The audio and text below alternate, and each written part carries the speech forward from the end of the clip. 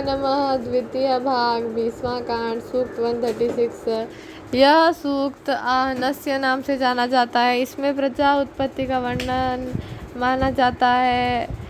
मंत्र में अस्या संबोधन को योनि के संदर्भ में लेने से पस और मुष्क आदि के अर्थ भी गुप्तांग परक हो जाते हैं। अस्याह को वेदिका या उर्वरा भूमि के रूप में लेने से व्यापक सृष्टि या राष्ट्र व्यवस्था का भाव बनता है। पस का अर्थ पुरुषेंद्रिय के अतिरिक्त पापनाशक तथा राष्ट्र भी होता है। इसी प्रकार मुष्क का अर्थ अंड कोशों के अतिरिक्त गुच्छक जटायुक्त तस्कर एवं विषनाशक भी होते हैं। मंत्र क्रमांक 4 से 11 तक महान अग्नि का वर्णन आया है। यह सृष्टि उत्पादक पोषक अग्नि ही हो सकती है। इस आधार पर प्रारंभिक मंत्र में अस्या संबोधन उत्पादक या पोषक वेदिका के संदर्भ में लिया जाना युक्तिसंगत लगता है। जब इस वेदिका या धरा के सूक्ष्म स्थूल भाग नष्ट किए जाते हैं तो इसके मुष्कविद दोषनाशक विशेषज्ञ गाय के खुर जितने स्थल में 2 मछलियों की तरह कंपित होते हैं। जब स्थूल पशुपापनाशक द्वारा मुष्क विषनाशक अणुओं का प्रहार किया जाता है तो धूलि भरे क्षेत्रों में गर्भों की तरह उसकी दोनों प्रकार की संतति का विकास होता है। जब झर बेरी की तरह छोटे से छोटे अति सूक्ष्म कण गमन करते हैं तो वे वायु रहित क्षेत्र के लिए वसंत ऋतु जैसी तेजस्विता और उर्वरता को प्राप्त करते हैं। जब देवतुल्य प्रवाह प्रधानता युक्त उत्तम या कोमल क्षेत्र में प्रविष्ट होते हैं तो नारी स्त्री वेदिका या धारा आँखों देखे सत्य की तरह कुल संपन्न हो जाती हैं। महान अग्नि स्थिर भाव से आकर दोनों नर नारियां पृथ्वी आकाश को तृप्त करें। हम शक्ति के कानन उपवन से अपने चमस आदि में खाद्य पदार्थ सूक्त आदि प्राप्त करें। महान अग्नि के उल्लूखल हव्य कूटने वाली ओखली का अतिक्रमण करते हुए कहा, हे वनस्पति, तुम्हें जिस लिए कूटा जाता है वह यज्ञ ही संपन्न हो। महान अग्निदेव ने कहा, हे वनस्पति, तुम नष्ट होकर भी पुनः उत्पन्न हो जाती हो, अतः तुम्हें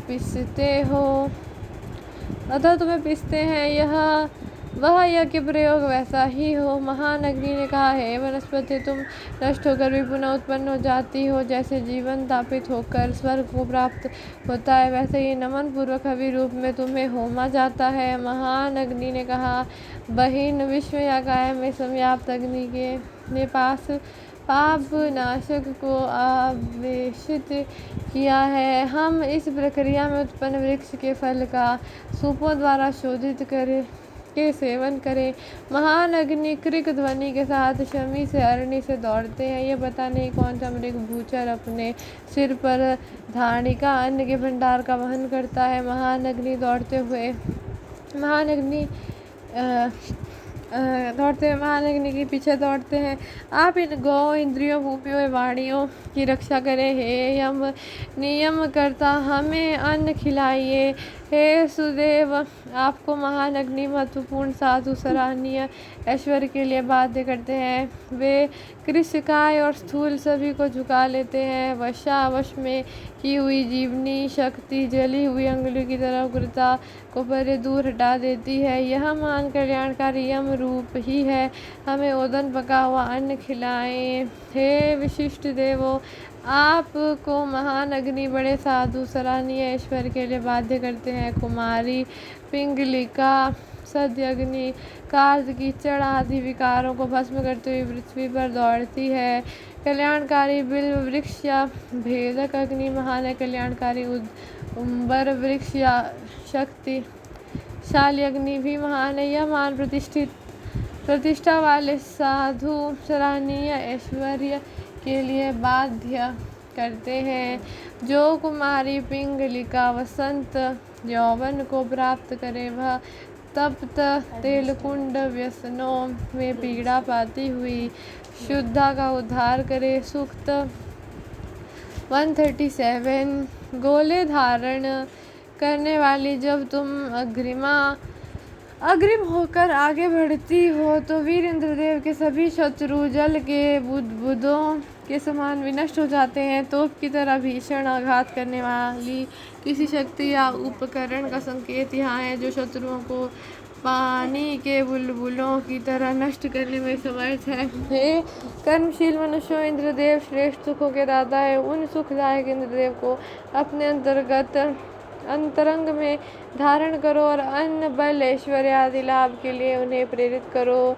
उनकी प्रार्थना करो तथा उन्हें शांति प्रदान करो। इस भूलोक में संरक्षण, कष्टों के निवारण के लिए तथा सोमपान के निमित्त अदिति पुत्र इंद्रदेव का आवाहन करो। हम विजय से संपन्न, व्यापक तथा वेगवान दधिक्रादेव की प्रार्थना करते हैं। वे हमारी मुख आदि इंद्रियों का सुरभित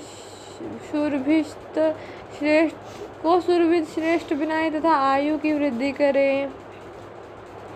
मधुर और हर्ष प्रदायक सोम रस पवित्र होकर इंद्रदेव के लिए तैयार होता है। हे सोमदेव, आपका यह आनंददायक रस देवगणों के पास पहुँचे। इंद्र के लिए शास्त्रों के अनुसार सोम शोधित होता है। यह ज्ञान रक्षक समर्थ सोम यज्ञ में प्रयुक्त होता है। वाणी के प्रेरक ऐश्वर्यवान इंद्रदेव के मित्र सोम प्रतिदिन सहस्रों धाराओं से कलश में शोधित होते हैं। त्वरित गतिशील 10,000 सैनिकों सहित आक्रमण करने वाले, संपूर्ण संसार को दुख देने वाले, अश्वमती नदी यमुना के तट पर विद्यमान सबको आकर्षित करके अपने चंगुल में फंसा लेने वाले कृष्णासुर पर सर्वप्रिय इंद्रदेव ने प्रत्याक्रमण करके सेना सहित उसे पराजित कर दिया। इंद्रदेव ने कहा, अंशुमती नदी के तट पर गुफाओं में घूमते हुए कृष्णासुर को हमने सूर्य के सदृश देख लिया है। ये शक्तिशाली मरुतो, हम आपके सहयोग की आकांक्षा करते हैं। आप संग्राम में उनका संहार करें। अंशुमती नदी के तट पर शीघ्रगामी कृष्णासुर तेज संपन्न होकर निवास करता है। इंद्रदेव ने बृहस्पति देव की सहायता से सभी ओर से आक्रमण के लिए बढ़ती हुई उसकी सेनाओं को परास्त किया। अजात शत्रु हे इंद्रदेव, वृत्रासुर तथा 7 राक्षसों के उत्पन्न होते ही आप उनके शत्रु हो गए। राक्षसों द्वारा स्थापित किए गए अंधकार से द्युलोक और पृथ्वी को उद्धार करके आपने प्रकाशित किया। अब आपने इनके लोगों को भली भांति स्थिर करके ऐश्वर्यवान तथा सौंदर्यशाली बना दिया। वज्र धारण करने वाले हे इंद्रदेव, आप रिपुओं को दबाने वाले हैं। असीमित शक्ति वाले शुष्णासुर को आपने अपने वज्र से विनष्ट किया। राजर्षि कुत्स के निमित्त आपने उसे शुष्णासुर को अपने हथियारों द्वारा काट डाला तथा अपने बल से गौओं, किरणों या जल धाराओं को उत्पन्न किया। हे वृत्रंता इंद्र, हम आपकी प्रशंसा और स्तुति करते हैं। आप धन दाता, हमें धन धान्य से परिपूर्ण करें। दान देने के लिए ही उत्पन्न हुए इंद्रदेव बलवान बनने के लिए सोमपान करते हैं। प्रशंसनीय कार्य करने वाले वे देव सोम पिलाए जाने योग्य हैं। वज्रपाणी, स्तुत्य, बलवान, तेजस्वी और अपराजय इंद्रदेव साधकों को ऐश्वर्य देने की इच्छा रखते हैं।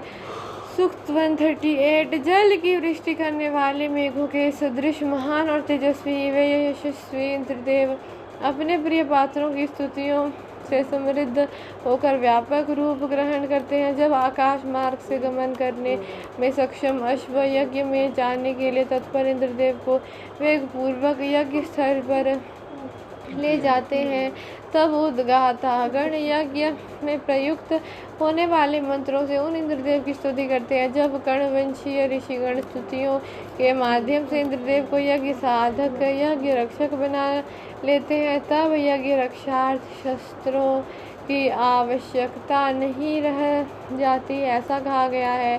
सूक्त 139। हे अश्विनी कुमारों, आप दोनों वत्स ऋषि की सुरक्षा के निमित्त निश्चित रूप से पधारे। उन्हें क्रोधी मनुष्यों से सुरक्षित विशाल आवास प्रदान करें। तत्पश्चात आप दोनों उनके रिपुओं को दूर भगाएं। हे अश्विनी कुमारों, जो ऐश्वर्य अंतरिक्ष, दिव्यलोक तथा पृथ्वी पर 5 प्रकार के मनुष्यों के पास उपलब्ध रहता है, वही ऐश्वर्य हमें भी प्रदान करें। हे अश्विनी कुमारों, कर्णपुत्रों ने तथा जिन विद्वान पुरुषों ने अपनी प्रार्थनाओं के द्वारा आपके कर्मों को ज्ञात कर लिया है, आप उनकी जानकारी रखें अर्थात उनकी रक्षा करें। हे अश्विनी कुमारों, आपके निमित्त यह गर्मी या ऊर्जा उत्पादक यज्ञ अथवा सोम स्तोत्रों मंत्र शक्ति द्वारा सिंचित किया जा रहा है। हे बल संपन्न देवों, यही वह मधुर सोम है जिससे आप वृत्र को देख लेते हैं। प्रकृति एवं शरीर के छह रूप से छिपे वृत्र रूप घातक जीवों तक अश्विनी कुमारों आरोग्यदायक प्रवाहों को प्रभावपूर्ण ढंग से पहुंचाने में मंत्र शक्ति का प्रयोग किया जाता रहा है। हे अश्विनी कुमारों, जिस शक्ति से आप दोनों ने औषधियों, विशाल वृक्षों तथा जल को रक्षित किया, उसी बल से हमारी भी रक्षा करें। सूक्त 140। हे अश्विनी कुमारों, आप दोनों जगत के पालनकर्ता तथा सभी को स्वस्थ रखने वाले हैं। केवल ज्ञान के द्वारा ये स्तोत्रगण आपको नहीं प्राप्त कर सकते, क्योंकि आप तो हवि प्रदान करने वाले याजकों के निकट जाते हैं। केवल ज्ञान पर्याप्त नहीं, ज्ञान के अनुरूप यज्ञ कर्म प्रयोगों से वंचित लाभ मिलते हैं। अश्विनी कुमारों की स्तुतियों को स्तोताओं ने अपनी श्रेष्ठ बुद्धि से संपन्न किया।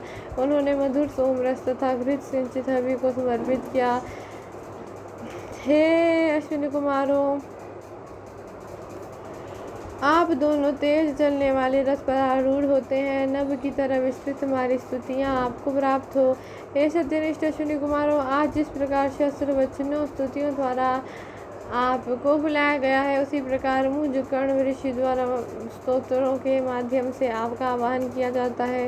हे अश्विनी कुमारों, जिस प्रकार आप दोनों का कक्षीवान व्यश्व दीर्घतमा ने आवाहन किया, जिस प्रकार यज्ञ स्थल पर वे पुत्र पृथ्वी ने आवाहित किया था, उसी प्रकार हम आपका इस समय आवाहन करते हैं। आप इस हृदगत भाव को जाने। ओम सर्वेदाय नमः।